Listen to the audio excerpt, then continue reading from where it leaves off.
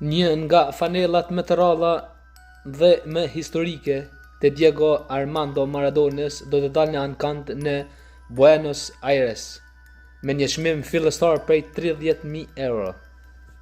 Bëhet fjalë për fanellën që legjenda argjentinase e veshi gjatë finales së kupes së mbretit midis Barcelonës dhe Athletic Bilbaos. Ndeshje që u bën e famshme për përleshjen e ashpër në fushë, në të cilën mori pjesë edhe vet Pibe de Oro. Kjo ishte një nga paraqitjet e fundit të Maradonës me fanellën e Barcelonës, përpara se të transferohej te Napoli. Vetëm pak javë më vonë, në ankant do të prezantohet disa objekte të tjera personale të Maradonës, përfshirë vathet që ai mbante në ndeshjen e fundit me Boca Juniors dhe 2 fanella origjinale të Napolit nga sezoni 1989-1990.